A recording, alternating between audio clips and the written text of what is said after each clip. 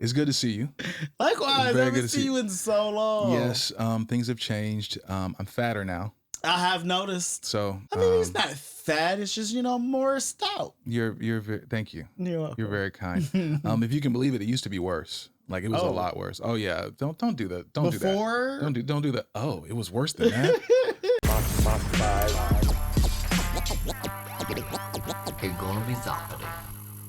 Welcome to the Going Mach 5 podcast. I'm your host, Rashad Kenneth Thompson. Thank you so much for joining me today. We are in the $11 million studio, and sitting across from me is a designer, a creative genius, a gold star gay, and subsequently the second most handsome person that I know. Oh. Christopher Knotts. Hello. How you feeling? I'm good. You doing okay? I am. Okay. I want to go ahead and say, I'm going to dive right into it. I'm not going to say where we work, but I do want to openly say you're welcome for all of your success because you were but a mere pup when you started the company. I was. Alongside me and with my tutelage. Okay. You have ascended to the great levels that you have ascended to. And I want you to know you're welcome. Okay. And now that I have you here and I have these cameras right here looking at both of us, I think now is a great time for me to negotiate part of your salary. So are we thinking 40%? We thinking 45? Like, what are we thinking as far as like, how much do you think I deserve? That's a great question. Being that I was a Padawan at the time. And you were a very young Padawan. A Jedi Master. Yeah. And because you were my trainer at the time. Yes, you were young. I taught you the ways of the Force. You did. And now look at you. You have sprouted out of the ground. You were the rose that grew from the concrete. But let's not dodge the question. I'm thinking 45%. I think more so you owe me. Whoa, okay. Yeah, I think that's how that works because you picked me out of obscurity. Yeah. Okay. So I picked you out and you ascended. So now I owe you? Yes, because I'm the success that Okay. you may have been. But you wouldn't have made it without me. I mean, I could have, but under someone else's tutelage. So basically, my tutelage ain't shit, is what you're saying. All right, that's fair. That's cool. That's cool. We'll talk about that off camera. Oh, okay. And I got under advice of counsel, I respectfully decline to answer that question. Okay. All right. It's good to see you. Likewise, I haven't seen you in so long. Yes. Things have changed. I'm fatter now. I have noticed. So that happens. I mean, it's not fat. It's just more stout. You're very, thank you. You're welcome. You're very kind. If you can believe it, it used to be worse. Like it was a lot worse. Oh yeah. Don't do that. Don't do that. Don't do that. Oh, it was worse than that. No.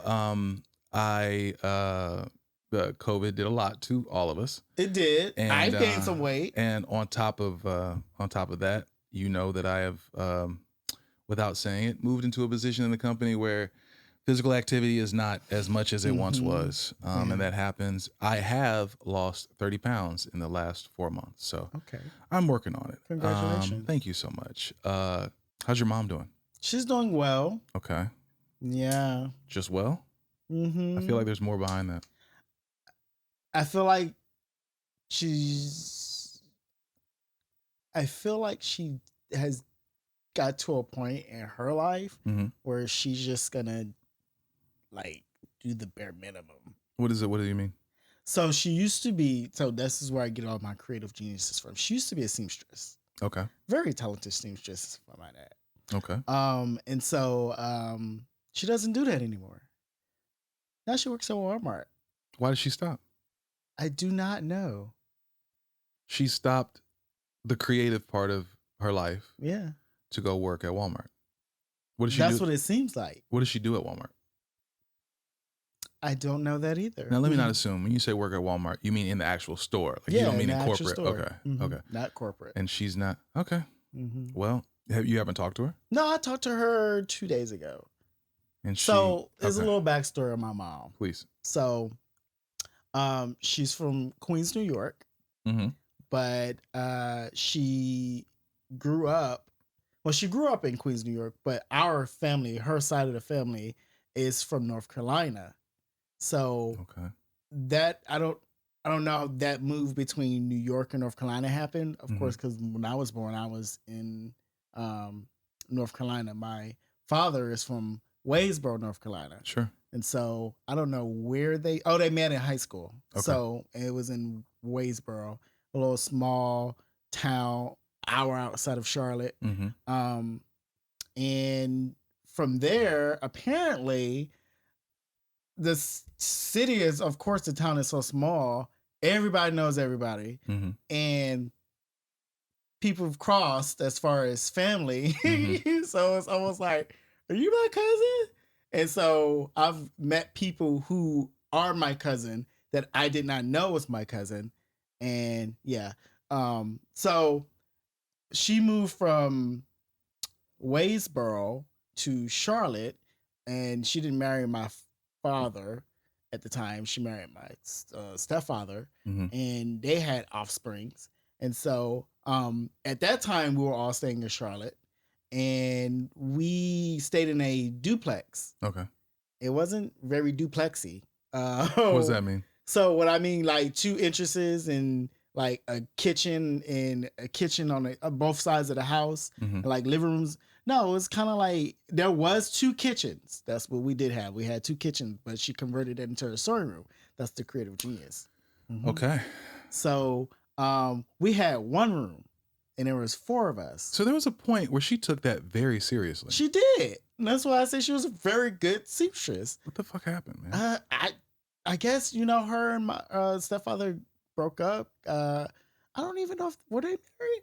I don't even know if they were married. They could have been. I don't know. Common law marriage, I guess, if we'll say. Hey, that'll do it. And so they broke up, and I guess I don't know what that may have did to her emotionally and mentally, but it kind of had some kind of effect on her. And so from there, the house that we all had, she kind of just let it go, and the city came and foreclosed on it, which was crazy because my stepfather said that the house was paid for. All she had to do was pay for the taxes.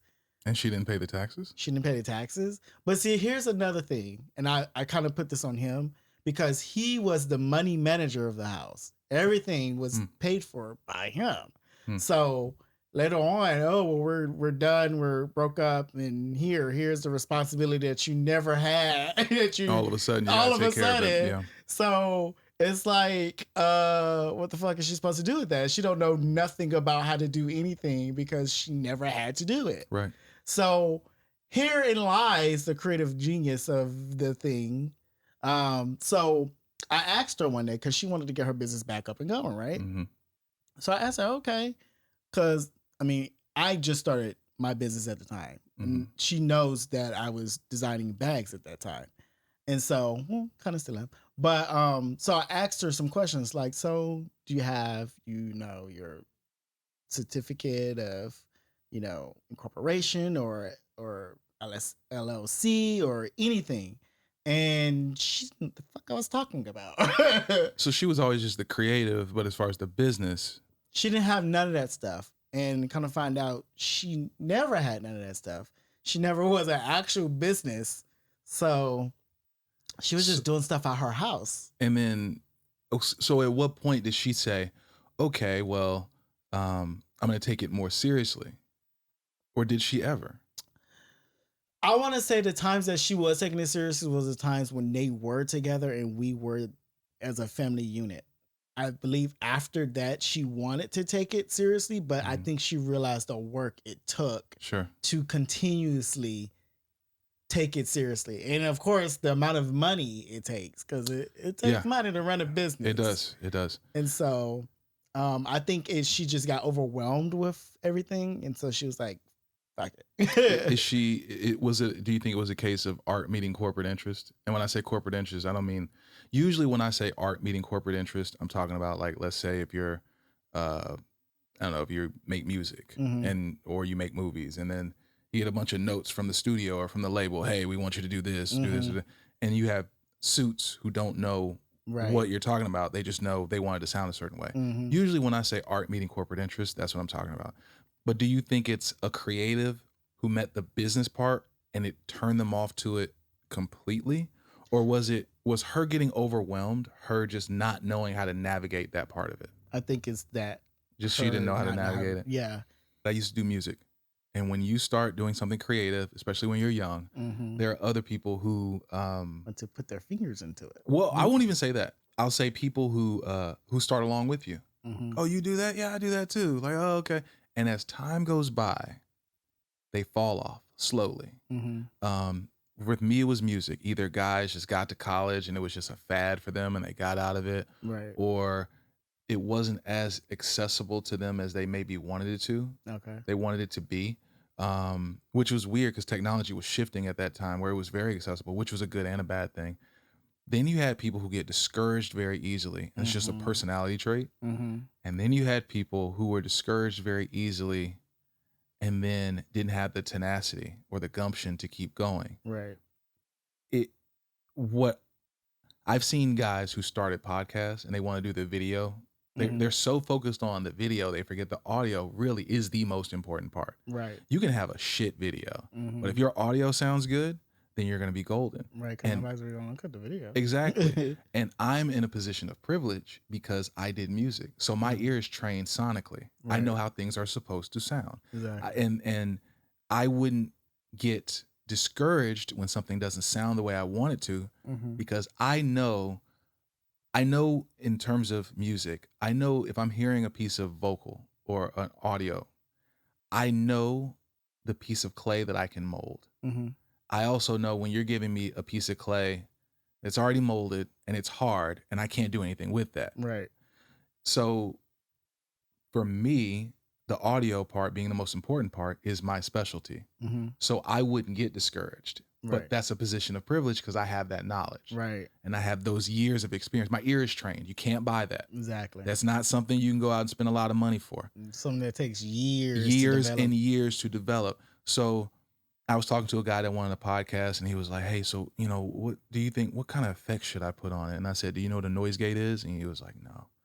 It's like, do you know what an equalizer is? He said, no. And I said, man, I could give you this whole list of how, all the stuff you should get. And it still wouldn't do you any good. Yeah. You don't know how to tweak things. You don't know about hertz, frequencies, etc. And I'm not going to act like I'm the master of it, but I did do it professionally. Right. And I did, know what to do. But when art does meet corporate interest, and sometimes when you're an artist who's a perfectionist, you can really run into those cases where you really will get discouraged and you just want to do it for yourself. It's like, I know people who do a thing that they just do for themselves, or they may do it for a few friends. And the idea of monetizing it just turns them off because they're like, oh no, that's a whole different level of responsibility. Oh, it might be food. Oh yeah, I cook for my friends and I'll give them plates. Hey, you should start like a food truck. Oh no, because then I got to go to the FDA. I got to get approved. I got to get this permit. And they don't want it that much. Right. Because then they'll get discouraged and do that. And how long has she worked at Walmart? I think she started working there this year. So she still has time. Yeah. If you don't mind me asking, how old is your mother? So I want to say she's maybe in her late 50s. Gotta be. She takes care of herself. She got another 50 years on this planet. She got plenty of time. Do you try to get her out of it? I used to, because she also makes soap. So this woman has all these talents. Yes, she does. I actually just got some soap from her because of the family reunion. Yeah. I got some soap from her. And I actually got some soap from my friend. And he paid her for the soap. Does she know that she could just start an e-commerce website? She knows this. I've told her this many times. I will talk to Squarespace and I'm going to see if I can get a promo code. We can get her on Squarespace at a discount. Try to get her a website, get it hosted. You've been to my website. It looks halfway decent. It looks good. I like the website. Thank you so much. That was me fishing for a compliment. You're welcome. Got that ass. That's a part of that, money that you want. Oh, yeah. Oh, is that what that is? Okay. All right. I'll pay you back in that. I'm cool. I appreciate it. Yeah, I'm sorry to hear that. Yeah. Is she happy? I think that's a better question. I don't know. Because I was going to ask you, is that really what you want for her? She has wanted to just start back going and doing like, I don't know if she wants to do like sewing or seamstress. And she's hesitant because of the business part.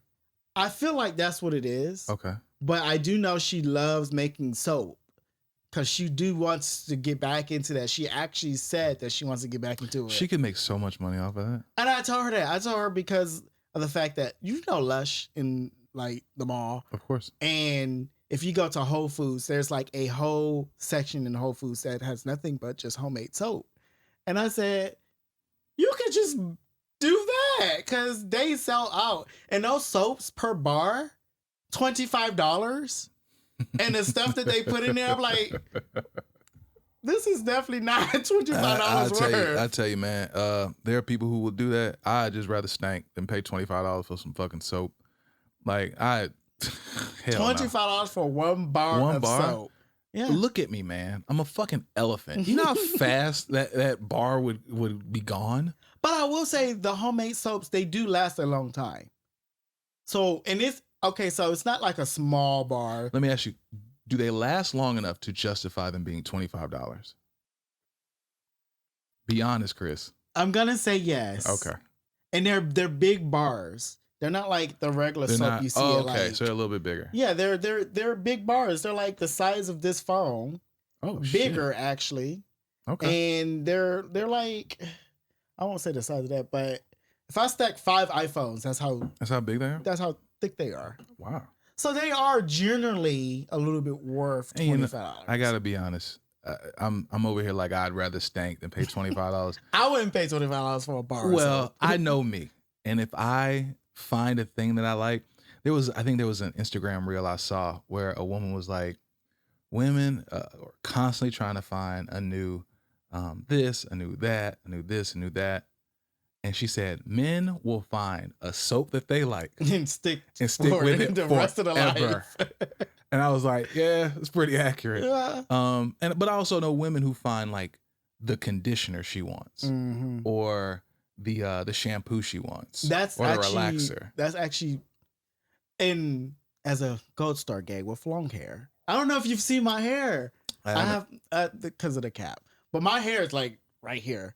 But when I was texting you and I saw your was it emojicon? Is that what they call it? Or emoticon. I saw the hair was long. Yeah. And I was like, okay, cool. Like Chris probably grew it out. Yeah, I did. And it turns out you did. Yeah. Go ahead, please continue. Conditioner and shampoo is very important for hair, at least for people who are of color. Sure, absolutely. So if you find that one and it's good, you'll stick with it. Even with me not having any hair on top of my head, mm-hmm. finding I'm learning that no one else does this. I don't shave my head with shaving cream. I shave it with shampoo. With shampoo? I use ethnic shampoo.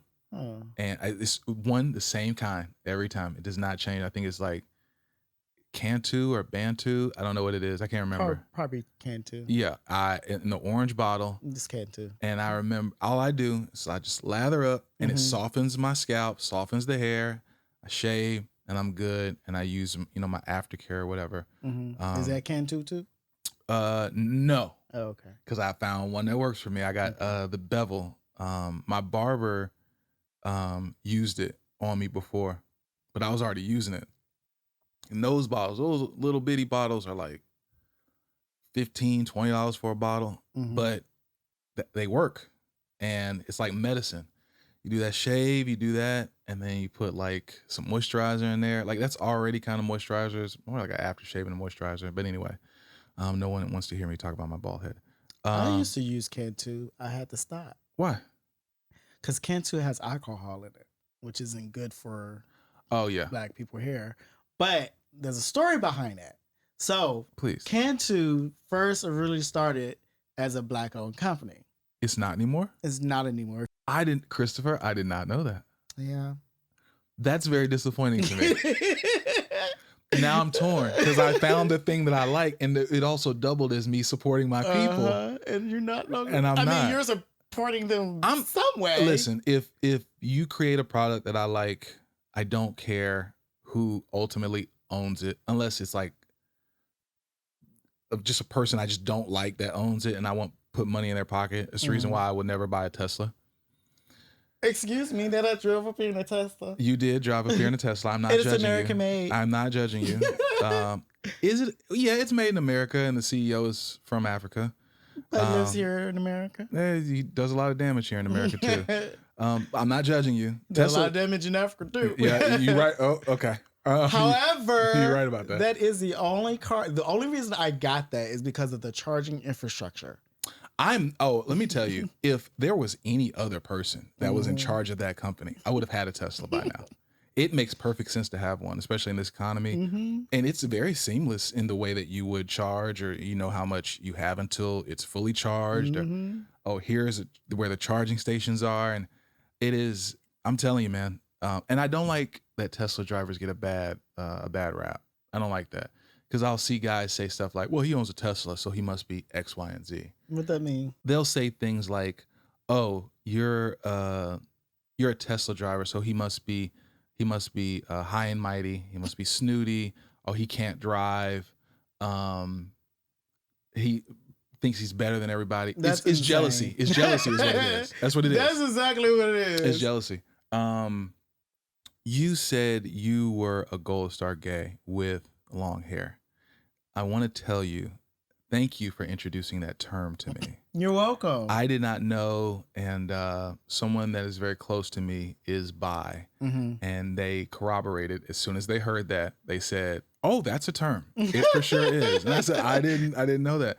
I want to know: are there any terms in the gay community that are maybe so, for lack of a better term, are so, I don't want to say innocuous, but are so deep rooted that any other community would have no idea that they exist? Okay, let me ask you a question. And I guess that's the question I want to ask you, but I'm asking for a specific one because I also feel like to an extent I need to apologize to you. Oh. Because I didn't know how it came off. When we did our last podcast, and this is true, listening to it again, as many times as I've listened to it, what I did not want to happen is exactly what happened. I did not want your sexuality to be like 90% of the podcast. Oh. I'm pretty sure you didn't mind. I didn't even pay attention to it. Right. But I have to say, I intentionally went in with the mentality of, I don't want his sexuality to be like I'm checking off a box. Oh, okay. I got a gay guy on the podcast, so check that box. DEI inclusion? Like, yeah. I didn't want that to be the case. And then when I went back and listened to it, I was like, it sounds like that's exactly what I did. So I think true accountability is when you apologize for what you did, not for how people took it. Gotcha. You don't apologize. Oh, I'm sorry if you felt like that's not a real apology. So I have to tell you, I'm sorry because I did not mean, that was intentionally something that I did not want to happen. And it did happen. I know that's a part of you and, you know, you probably didn't even care. Didn't know. Yeah, but I have to be mindful of the things that I do. And that's well, your apology is accepted. Well, thank you, Chris. I appreciate You're it. welcome. Is there a term for a person who intentionally platforms a gay person or the gay experience for content or views? And they're not gay themselves? Right. Gaybait. Okay, I've heard that before. So that's what that is. Okay. All right. There's a lot of that on Twitter. I believe it. I absolutely believe it. And I've always been just very keen on like not coming off as that person. That's one of my biggest flaws, man. I am so terrible at knowing how I come off to people. I'll think I'm coming off just so great, so charming and so charismatic. And I can't count the number of times I bet people have walked away from me and said, God, that guy's a fucking, like, he's so pretentious. He thinks so highly. Yeah, he thinks so highly of himself. And truthfully, I had a person say to me one time, like, you know, you come off as very cocky. And to this particular person, I said, I didn't always love me. Mm-hmm. So now I love the shit out of me. Mm-hmm. So I'm going to big myself up in ways that that when I can, I will. Mm-hmm. It's not rooted in ego. Right. It's rooted in a pure confidence that I have. Right. But sometimes I imagine it can be a little bit too much for some people. Now, maybe that's not my fault. If I'm too much for you, maybe I'm not the one with the problem. Right. Just like if you're too much for someone else, maybe you're not the one with the issue. Maybe it's them. But I still do my best to be mindful of the people in my life in general, not just the people sitting across from me. But gay bait, okay. Gay bait. So a person who gay baits, is that the plural? Like, so or you're gay baiting? Is that what it would be? Yeah. Okay. Gay baiting, gay bait. It's basically someone who, like, say for instance, we're using Twitter for example. Sure. And let's just say they have an OnlyFans. Let's use that as that's the big thing now. Sure. And say they put a lot of content out with, you know, them maybe flashing or target. It's the certain words they use in like that post, like would you come bend over for me or something like that? Which of course no woman is going to come bend over for you. Sure. Mostly that's a guy. Right. And so but they claim straight that they're heterosexual, and you know most of the people that they work with are, or some of the posts that they post are with women. Of course, never post for men, but they know like aesthetically they are pleasing to the gay, you know, men. Like the nice body, the great hair, the big. And they're not gay themselves. They claim they're not gay themselves. That's and they're never clearing that up in any of their posts. They're vague on purpose. Exactly. Gay baiting. And they know their audience is mostly gay men. When you're trying to sell a fantasy to people, but your intent is very disingenuous, we see it all the time. Yeah. Obviously. I see that a lot on my Twitter. And like, I follow like a lot of people, and I follow a guy who does that specifically, where like he'll post his OnlyFans. I'm like, yo, get your money. Like, ain't nobody judging you. But I've seen his posts, and his posts are clearly for men, but I'll see his posts and be like, if I was a man, I would be annoyed with you. Like if I was a gay man, I'd be annoyed with you because you're teasing. Yeah, that's exactly what it is. Like, show me the balls or something. They know, but see, they know that because that's where most of their monetization is coming from, the gay men. And well, you know, it's if you really look at it, you know, the heterosexual women do the exact same thing. That is true. Well, where it'll be, you know, hey, don't you wish you were here with me doing XYZ? And then the guys. I don't think I've ever seen a heterosexual woman like cater towards the lesbian women. I've seen it, but it's not, you're right, it's not nearly as prevalent. It's definitely not. You're right. I've seen it, but I think you're right. I think that's more, from my experience, it seems like it's more the exception than the rule. I'm not one of those people that have been, you know, when I was in high school, I hated gay people. Then I got older and I matured. No, it's not that big of a deal. I've always been, I didn't even know there was a term for it. I've always just, hey, everybody's cool. Like I don't really trip off of shit like that. Right. I never cared about that stuff. But as time went on, I started finding myself being more staunch of an ally, but I had to watch it because you don't want to do it and be so passionate to the point where you come off like you're patronizing and where you come off like, okay, dude, you're overdoing it. Right. It's like we get it. Right. Exactly. And on the same coin, I don't want white people to do that with me being black.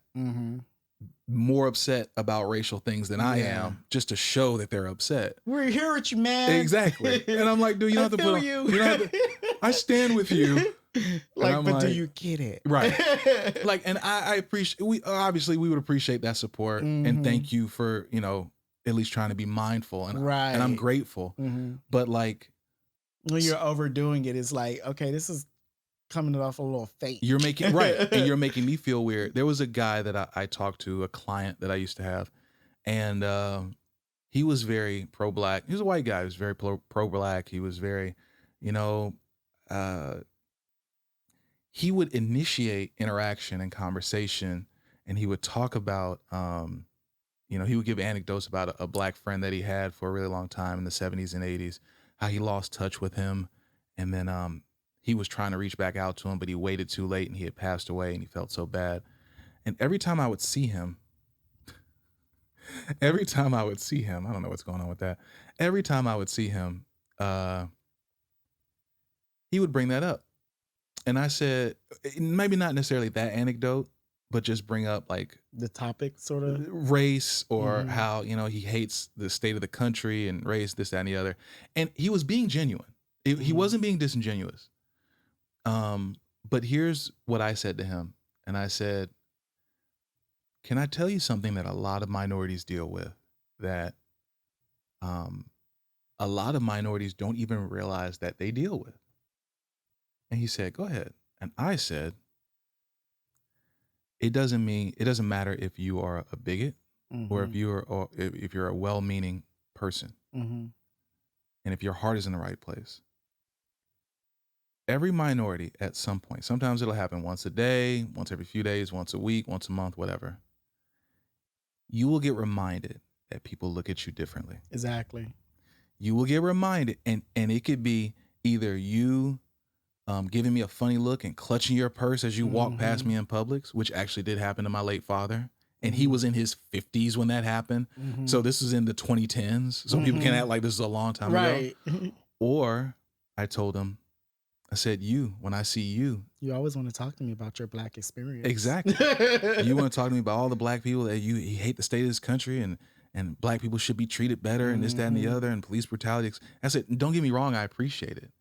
But I want you to know, I don't know who you've met before me and what other minorities you've met before me, but there's a chance you were the person that reminded them that, oh, this person looks at me differently.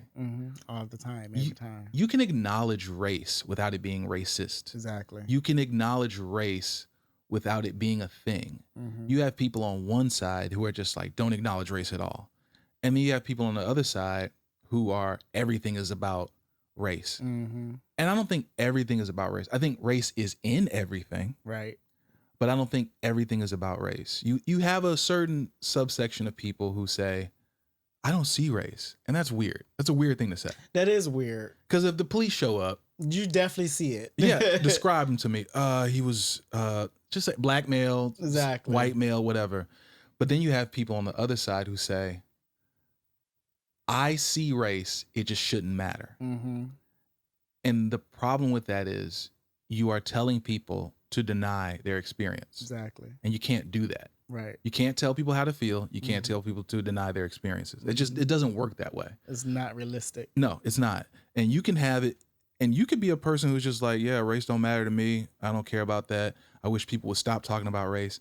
And I get it. And I get that you would feel that way. But what you can't do is diminish my experience. Right. And say, hey, you know, I don't look at race, so therefore no one does. This is factually untrue. You apparently, we're talking about Cantu. Is that what it was? I thought you were going to tell me the story about how your hair is falling out. You know what you got to do, man? You just got to come on home, just bald it like me. I would say the ladies like it, but that's not pertinent to your interests. No, it's not. But the guys like it too, though. Yeah, it's true. I'm a terrible salesman when it comes to stuff like that. That was a bad point. I'm sorry. Because I feel like, oh, that's a sexy bald head, man. Hey. I get that compliment occasionally too. I mean, bald heads are good. It's nice. Sometimes if you have the head to be bald, and you have to like own it. Because like when my hairline started receding, when I was like, I was always just cutting my hair really, really low. And I couldn't afford haircuts. It might sound crazy, but back then haircuts were like $10 a week. I couldn't afford that. It might sound crazy. I couldn't afford it. And then I just started shaving my head. And then when it started growing back at like 23, 24, I looked and my hairline was receding. So I was like, okay, just keep shaving it. Right. But I was never insecure about having a receding hairline. I don't care. Like, But it's easy for me to say that because I have the head forward baldness. Right. And I know guys that don't have that. I do too. That alien shape head. I've seen some guys like, they can't pull it off. Right. It's been a number of times where technology has come where I've been asked, like, if you could get like a surgery to like redo your hairline, and my hairline's not even terrible. It's like, if you could get a surgery, like, would you do it? And I'm like, nah, it just seems like too much. You know, maybe one day I'll just get bored in my 50s. Lord willing, I make it that far. But I just get bored in my 50s. I'm just like, fuck it, let's do it. I have a friend that is not sure if he's Asian or if he's Korean. Well, those are one and the same. Okay. Well, not every Asian is Korean, but every Korean is Asian. Oh. Because Asia's a continent. Right. So I'm with you. Go ahead. Go ahead. So, because, I mean, it's real hard trying to. I can tell the difference. You can? I cannot. I can tell the difference. I can't. I'm bad with it. So even if I don't know their names, I can tell the difference. Wow. See, I can't do that. I can't do that at all. If you don't see, or if you don't try to like say, I'm going to discern, like, I can understand from like some of the features may be very similar. So I get that, but I can tell the difference. I'm pretty good at it. The crazy thing is I actually work with Koreans and what's the Korean and that's another, I don't remember the other one, but their last name is Win. I know that. Sure. And shout out to you for saying that right, by the way, because I've asked. Yeah. And I have a friend who's Black who married a Win. And so, yeah. And she dated him when we were in high school here. Okay. So you've known them forever. Right. I've known Wins for quite some time. You know, I don't even know where I was going with that. No, you were saying you knew Wins. You said you knew a person who was either Asian or Korean. Oh, back on track now. So about the hair. So he couldn't grow a beard. And he went somewhere and got like the surgery to grow a beard. And now he has like a beard now. A real beard. It's not as long as, you know, it's a shadow of a beard. Sure. It's more than what he had. Good for him. And I think he said he paid like $10,000 for it. It's expensive. I'm not going to chastise anybody for getting medical procedures that make them feel better. I've seen the discourse on the internet about people love to say, you don't need those veneers, you don't need those BBLs. And there's a person who put in the same tweet, BBLs and veneers, one, are different. Excuse me. Obviously, they're different in terms of what they are. Right. A woman with a flat behind is not looked at like she has bad hygiene. A person with bad teeth is looked at like they have bad hygiene, even if that's not necessarily the case. Now, you know, I'm biased because I have crowns and veneers, and my teeth look halfway decent. Yes, they do. Thank you, Christopher. You're welcome. Once again, fishing for a compliment. Once again, that salary he got. I got it. And you're right. I got to watch that because once I admit that I was fishing and then you give it to me, it goes back to the salary. But I will never, I knew a young lady, we're not acquainted anymore, but she's tall, long legs, big behind, but she's flatter in her chest than she wants to be. And when we talked, she would talk about how she wanted breast implants because she said she wanted to fill her dresses out better. And I think I understand that. I understand it's for the look and the attention she may get in the dress and to look better the dress for other people, which is true. But I also understand, hey, intrinsically, she wants to look better regardless of the reason why. That's something she wants. And I completely support her getting it. The only time I would ever be iffy about someone getting a BBL or getting breast implants or even veneers in certain cases is if it was rooted in like a level of body dysmorphia where you just think I have to look a certain way. Right. And you don't. Now me, I had very terrible teeth. My teeth were yellow and they were crooked. and my teeth were abysmal. And they were abysmal my whole life. So I remember when I went to the dentist, the first thing I did, it was over a long time. The first thing I did was I said, look, I need to get the foundation right first. Any gum disease, any gingivitis, anything that I have that needs to be taken care of, let's go for that. Let's build on that foundation, and then we can go for the aesthetic. Right. And then we eventually got to the aesthetic. To people who don't know, when you get crowns or veneers, they ask you what shade you want. And one thing I was very clear, and they were very clear about, was we don't want it to look like I have chiclets in my mouth. Right. They were like, we don't want it to look like I got horse teeth. We don't want that. But they have different shades. They have 1A, I don't know if it's the same anymore, but they have 1A, 1B, 1C, and then they have 2A, 2B, and 2C. So I asked, he was like, my dentist said, well, I would suggest a 1B because that looks more closer to the natural, but 1A would still look natural too, but they would just be really nice and really white.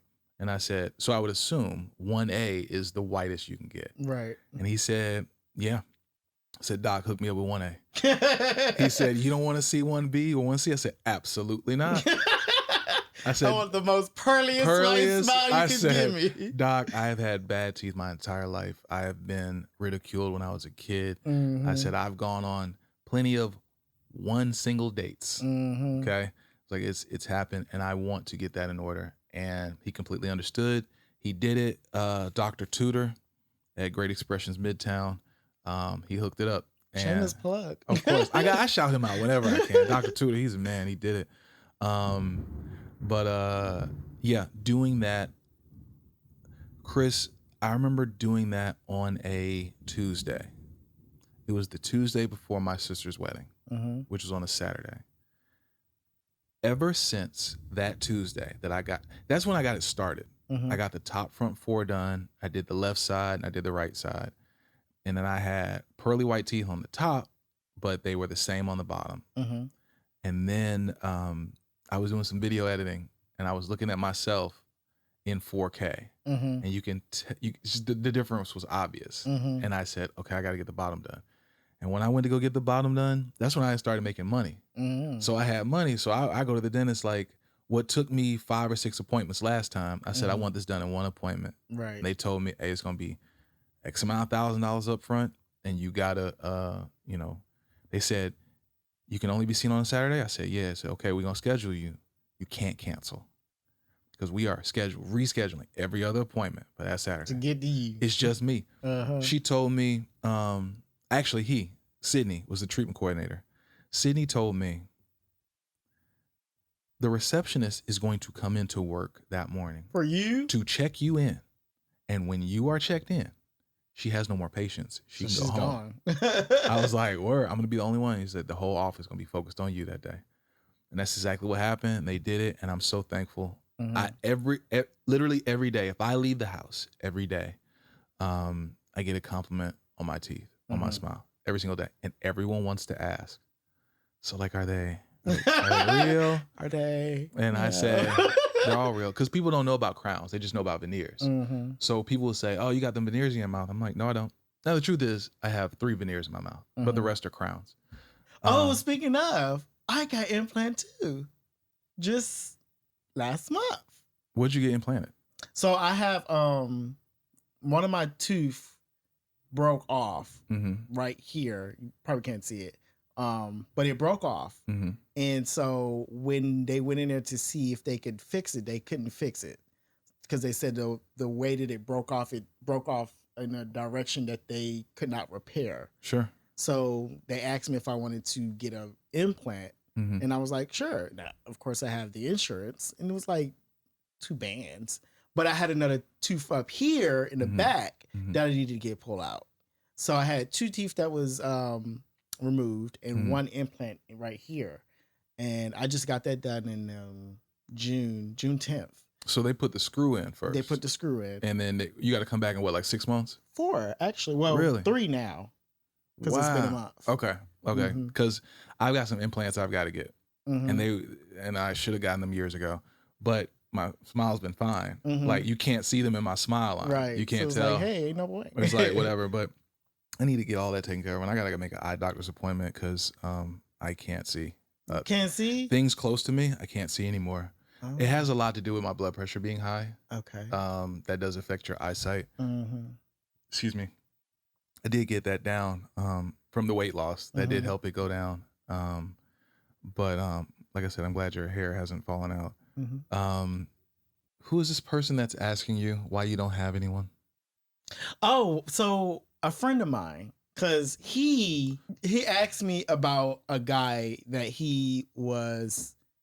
that's pursuing him that he also likes. Mm-hmm. But this guy is he's very into himself. Nice. Like to the point where he told me yesterday, I'm finding out more and more about this guy as he keeps telling me about him day after day or in a conversation. I'm like, wait, is this the same person? He's like, yeah. I'm like, oh my God, we're back on him.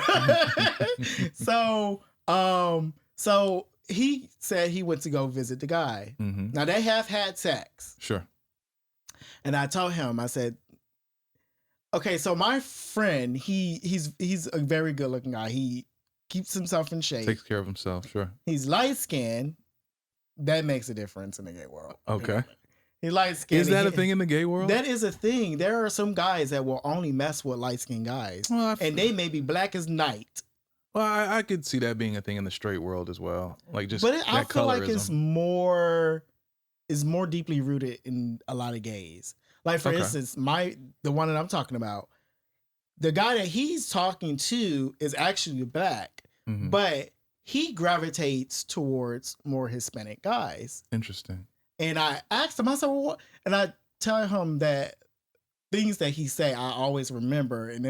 And stuff I ask him questions about, he'll answer. And I'm like, oh, that makes sense on why you do that. And he's like, and see, that's why he says that I'm so motherly. He says I'm so motherly because. Do you consider yourself motherly? I don't, but apparently people do think that I am. And I was like, I don't feel like that I am. And I was like, well, because when you have a different perspective on things, I'm like, well, I don't feel like that's motherly. I think that's just a little bit intuitive. Is it the perspective that you have or the fact that you will voice it? Both. Okay. Because the perspective can be one thing, but I went on a date with a woman once and we had great synergy. And she told me, and our chemistry was great. And she told me maybe a week later, because I wanted to hang out again. And she did too, or at least she said she did. But we couldn't make it work for that next week. And then finally she told me, she was like, I realized why things seem so familiar with you. She was like, you remind me of my father. And I was like, well, that's never a good thing. Yeah. Well, here's the thing. Depending on how you look at that, because, they'll say like a woman will want a man that's like her father, but not necessarily someone that reminds her of her father. And I remember hearing that and being like, okay, so are we gonna like bone? Like what? Like is that off the table now? I need to know if that's off the table. Now you think I'm daddy, right? Or the other daddy? Like, am I father or am I daddy? You know what I mean? But no, like when she said, "Hey, like that's why I felt so familiar. You have like a fatherly energy to you." I was like, "Oh, I'm like a fatherly energy to you." And I was older than her, but not by a lot, like maybe 4 or 5 years.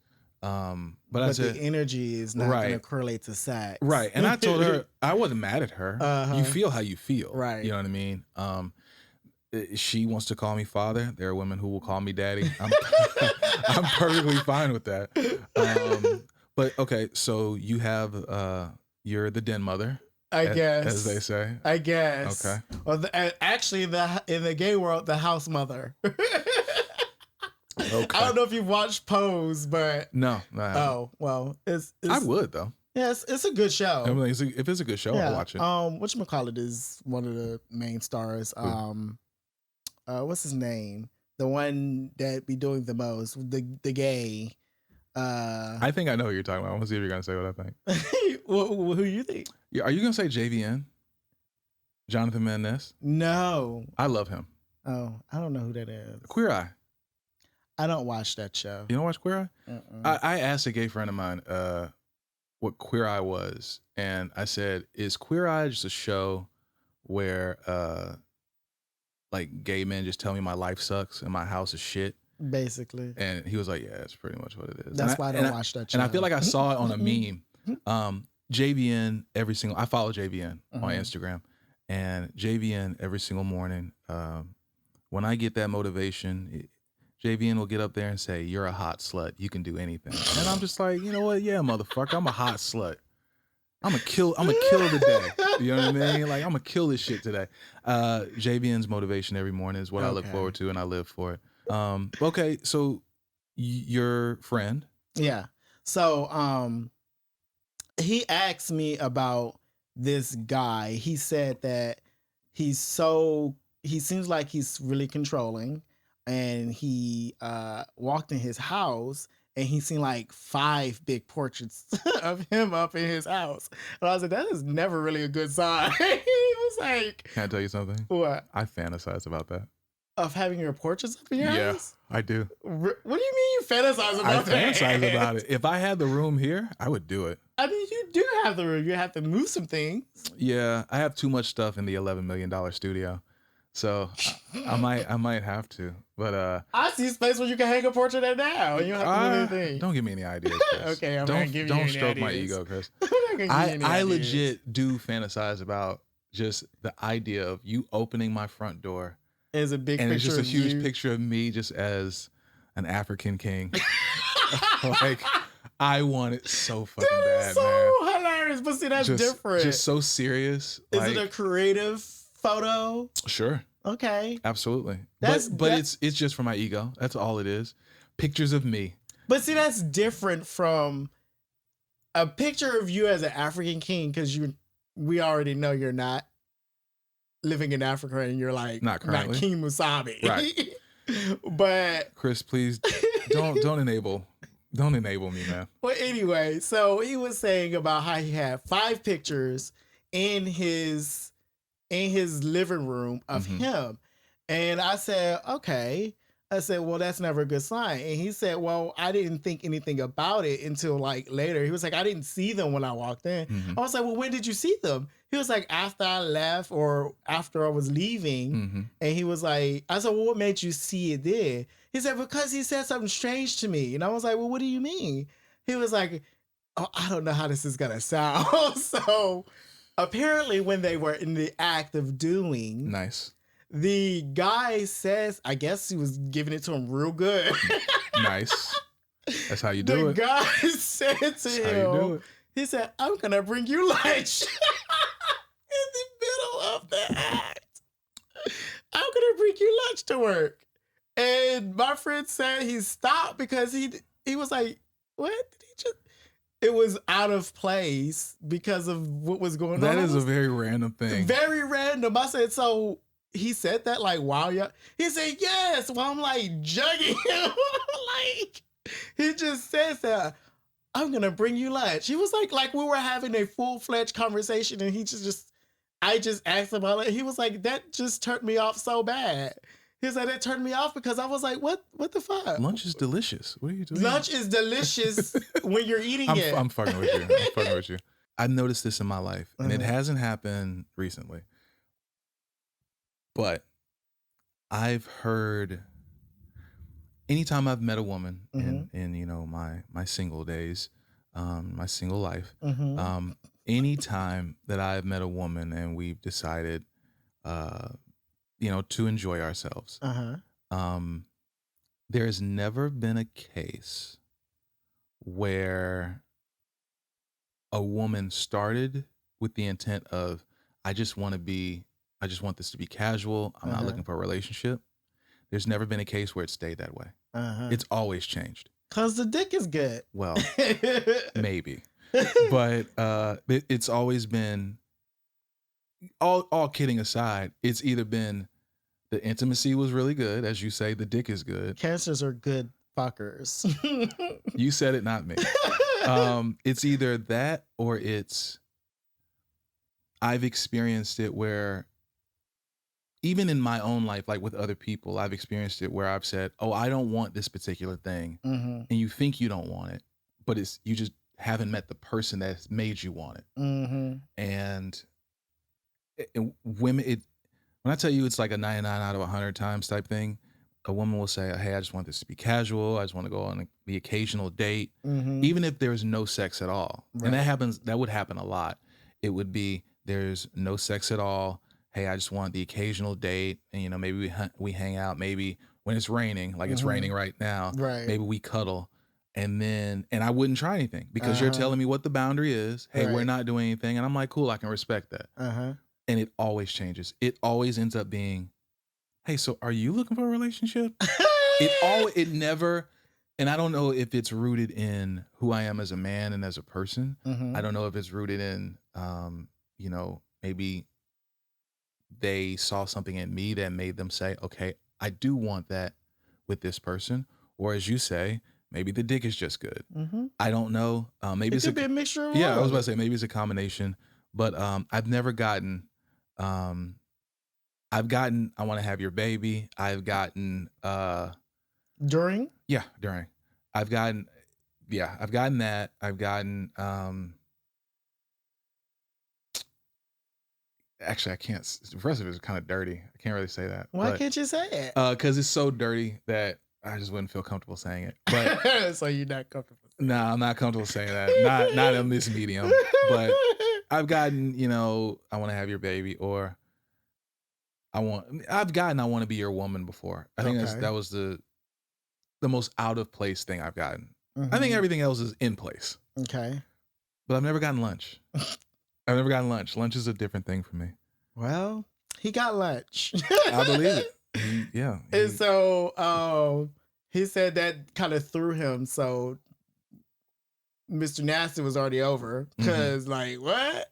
So that's when he said he seen the pictures. I was like, oh, that's because you had clarity in mind. You started realizing this bitch might be crazy. Hey, that post-nut clarity is a motherfucker, man. So, hey, I don't think, did he come? I don't think he said he came. So he said that, I just started paying attention. I was like, oh, that's when you started paying attention to things. Shit get wild. Yeah. So it's like, okay, I got this post-nut clarity, man. Right. I'm in an insane asylum. What's going on here? So, he said that when he started realizing that, he was like, I just don't know what to do. And I was like, well, what do you mean?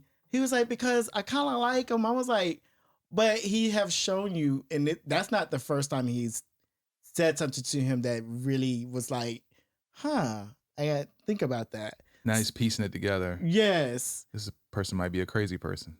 But see, he feels like, well, maybe they're just, he said the guy has not been in relationships since 2019. Okay. Which is 5 years, long time. Sure. So, and he said a serious relationship. Now the guy is older. He's like in his late 40s. And I asked him, I was like, well, how did that conversation come up? And he was like, I don't know. He just brought it up. And I was like, so is it because he wants to be in a relationship with you?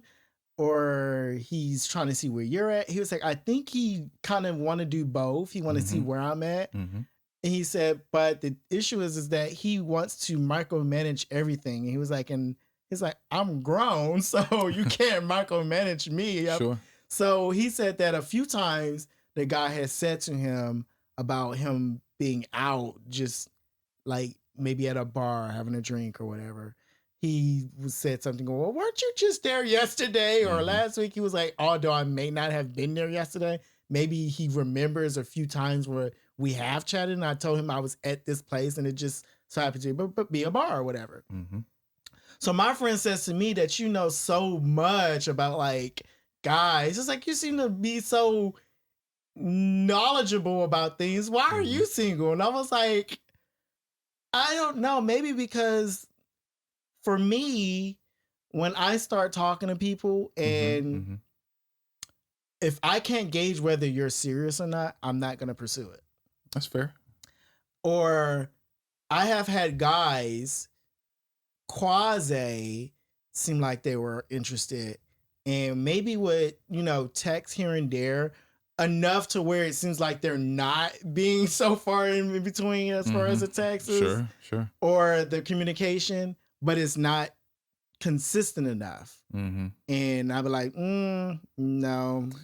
I tell you, Chris, when a man wants you, they will do it. They need to let get you know. Right. They will let you know. There's never been a woman that I wanted that didn't know that I wanted her. And especially the older I got, I'm very direct. I'm very terse. I am not afraid of rejection. I am not afraid. I'm like, look, hey, here's my intent. Right. This is what I want. If I'm ever sometimey with a woman, it's because I'm literally sometimey with her. Right. It's not. I don't take her. I don't want to say I don't take her seriously, but where I'm at in my life at that point, first of all, I won't give my attention or my conversation to a person that I don't want in my life. But there are different extents. Sometimes it's me. Usually it's me. It's my issue. I'm busy with this. I'm doing this. I'm trying to handle this. And it doesn't mean I don't have time for her. Right. It just means that, hey, I would rather prioritize my other thing over her. So yeah, occasionally I'll keep in touch. I'll send the text. And if she's cool with that, and there have been women who have understood, hey, you got stuff going on. And I'm pretty sure they were still living their life and doing their thing, whatever that means. And when I was like, hey, we should get together. And sometimes like they were like, hey, okay, cool. Like they were patient. It was good, all good. And then other times I prioritized the work over a woman, and she went and lived her life and met someone else and got one. And I didn't feel no type of way. Right. That's the nature of the beast. The game is the game. Exactly. And I'm not, I'll tell every single woman I've ever dated, every single woman I've ever been in a relationship, especially the older I got, don't ever compromise yourself for anyone, including me. Right. Do not compromise your boundaries for me, because I'm not going to compromise mine for you. Exactly. Like if I'm doing something you don't like and you communicate with me and I continue doing it, okay, we can have a different conversation. That typically won't happen, because if you're communicating with me, I'll rectify the behavior, and vice versa. I'm always going to do it. If you do something that I don't like, I'm going to tell you I didn't like it. I'm going to tell you right then and there. That's the communicator that I am. I'm not going to call you out of your name. I'm not going to raise my voice at you, because I'm not a man that, one, repeats himself in terms of like telling you something, I don't like something. And two, I'm not a man that has to cuss at you. Right. I don't have to scream at you. I don't have to curse at you. To me, that's a weak way.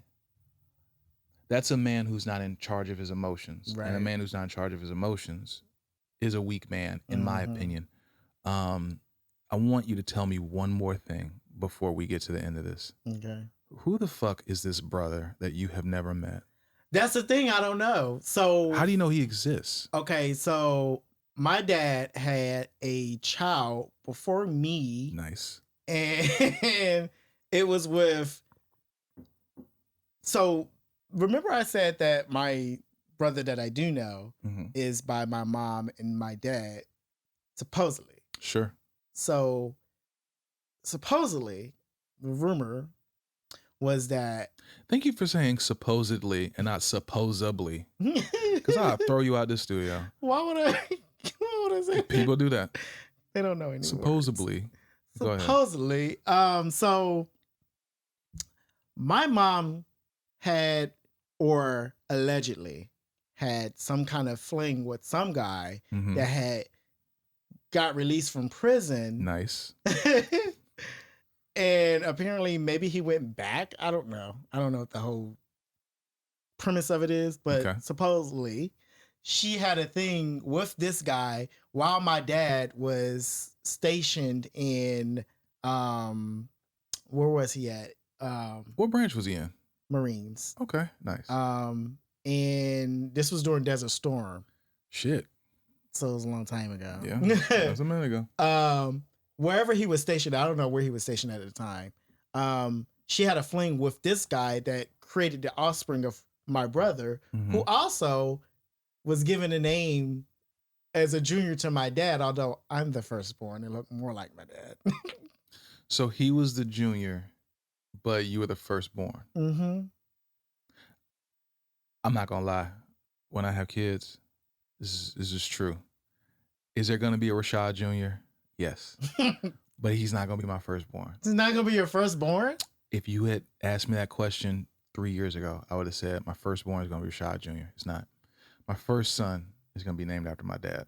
Oh, okay. Well, that makes sense. Yeah. He's going to be the second. Okay. But I get it, I guess, from my perspective, because we always get things from our perspective. But you really should be the junior, right? I should be the junior. You should sue for that too. I can't. But the reason why I think that of course, my brother's junior is to hide the affair or the cheating. Yeah. So my dad allegedly hooked up with one of the other people when he came back, one of the other females in the area, who happened to be Caucasian. Nice. My mother hated that. Of course. And had an offspring. Nice. Well, so in behold, between the thing of my mom and my dad and the lady he had a child with, they could not, or at the time they wasn't stable enough to keep the child in raising themselves. So they gave the child up for adoption. Sure.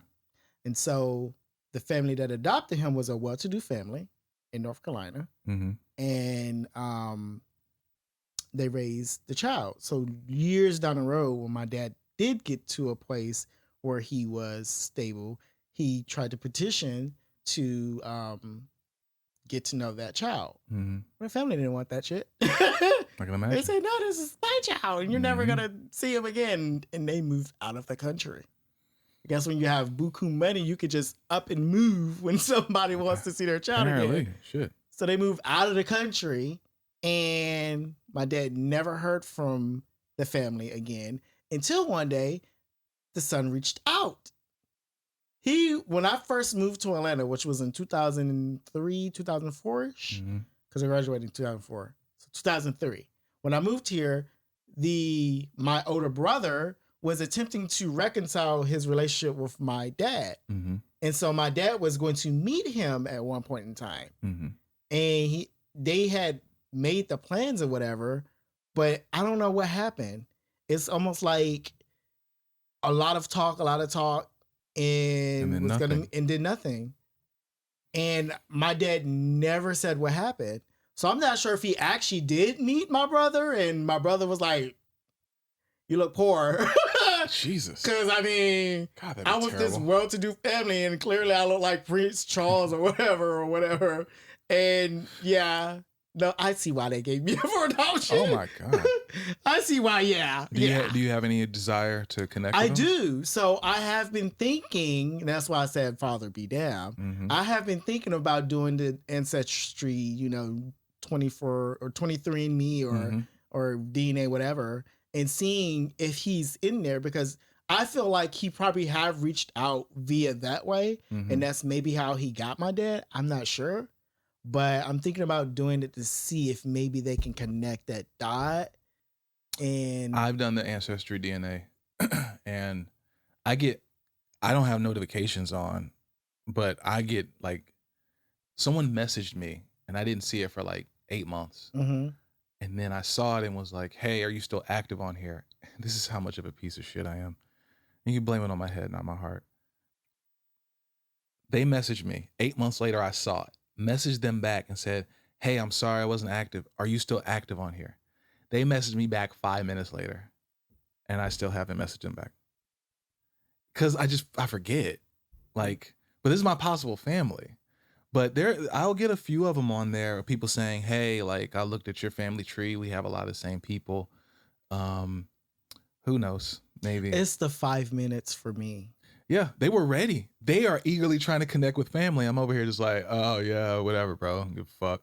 Like, it's just so shitty of me. Like, that is. It's not on purpose. Horrible human being. I'm terrible. Everybody has all these. Let me tell you, my birthday, people were telling me all the great ways that I impacted them and how they love me in their life. And I was so grateful for it. And I feel really weird getting those compliments. Why? I feel really uncomfortable, man. I really do. When people tell me like, hey, thank you for this, or when you said this to me, it made me feel this way in a good way. I don't know. I got to work on that issue. Like, I feel really weird when people tell me, hey, man, you're a really good person. I think it's because I know how flawed I am. I know how many issues I have. And I'm really working towards being a better person. So the affirmation is good and I'm grateful. But like taking compliments, I'm not good at it. And here's what's funny. I'm annoyed when people can't take compliments from me. So it's like I have the same issue that they do. And I'm annoyed with them. I'm I'm working on it. I guess you do things for people not to get adulation. And when I'm given that adulation, I just feel weird. But I think it's unfair to them because they should be able to express themselves. Right. They should be able to express their gratitude for you. And I just got to work on it.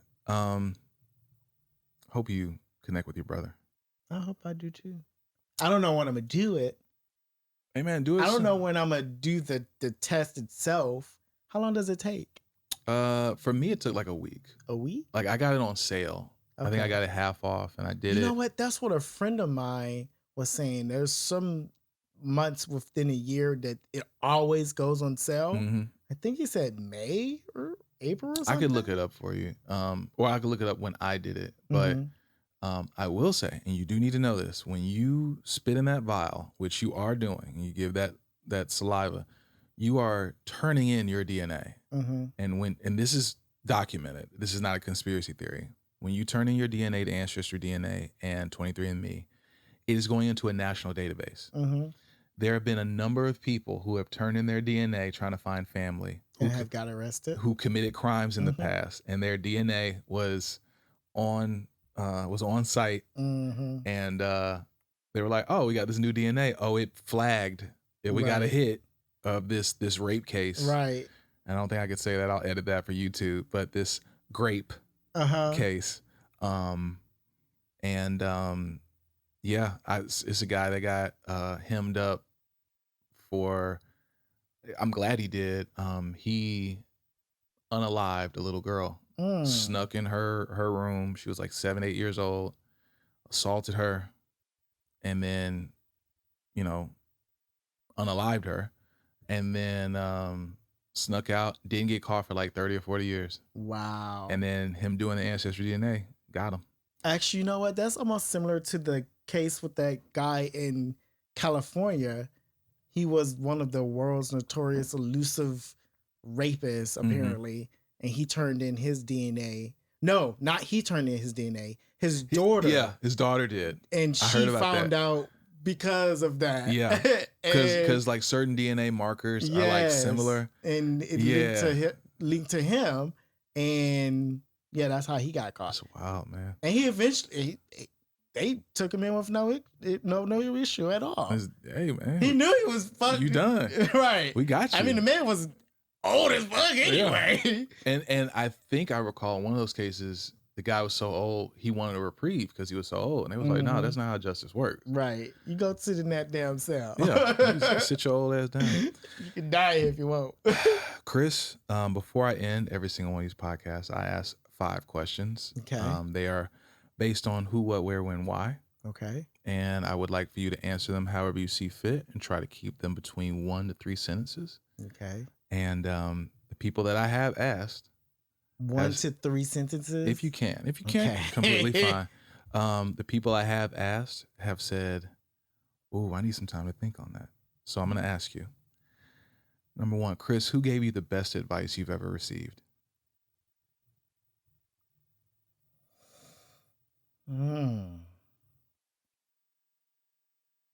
I really don't get advice a lot.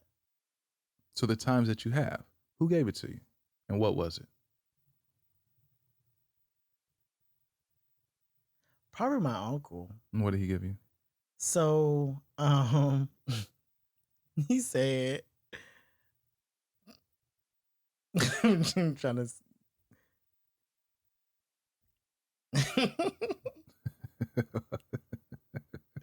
He said, "Fuck that bitch." Okay. What's the context? So, there was a few times when I've had asked people for help who I've helped, and like say for instance, if I loan you something, sure, and I ask for maybe, hey, can I get it back or whatever. Only because it was for something, and the only reason that I asked for it back is because you were supposed to pay it back sure a certain time, and you didn't. So I gave you a little grace period, and then never heard from you. So there was an issue where I asked for something back that was supposed to be going towards my car insurance from a friend that said that she was going to give it to me within a certain amount of time frame. Mm-hmm. She didn't.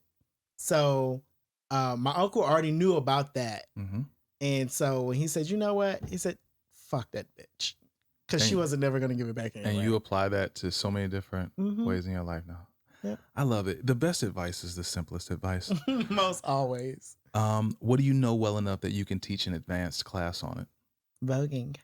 Voguing. Mm-hmm. Can you give me a crash course on voguing right now? I mean, yeah. I'm not going to ask you to do that because if you're good at something, you never do it for free. Where do you feel the most confident? In my room. Why? Because it's my kingdom. That's where you feel the most confident. All right. I can rock with it. That's your safe space. You king of the castle. King of the castle. When you die, what do you want to be remembered for the most? That's probably the one that they say. I'm going to have to think about that, isn't it? Mm-hmm. That one, and where do you feel the most confident? Oh, okay. Because where can apply to a specific place or a domain.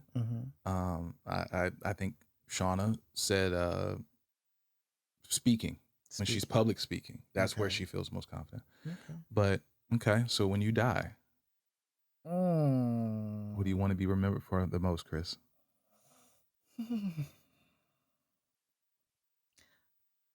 I guess the most intuitive. You were the most intuitive. Yeah. Okay. That nobody could really take advantage of you. That could be it. And that your instincts were on point. Your intuition was on point. Yeah. I'm glad that you listen to your intuition because that's going to save your life one day if it hasn't already. Oh, it has one. It has. It's already saved your life? A few times. See? That'll do it. And the last one, Christopher. Why are you here? Because I was here last time and I said that I was coming back.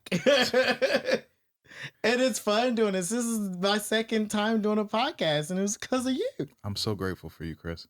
And I want just in the interest of transparency, and I love transparency, I've asked you to do it a second time before, and you were game immediately. And time went by. When I say time, I mean years went by. And I hit you up again. Hey, I've got everything in order. I'm ready. Are you down? And you were just like, I'm down. And I want to say thank you. Because you're welcome. You don't have to be here. I'm grateful for you. I'm grateful for you the first time. I told Shauna, out of every podcast that I've posted, hers did the second best numbers. Yours did number one. Really? It did. Me? And with no promotion. What? Because the world is shut down and you would think people were sitting in their homes and that would have been the time to promote it. But I don't think I grabbed the brass ring like I should have. But with no promotion, your stuff still did the best. Yo, that is insane. Yeah. And this time around, I'm sure it's going to do even better.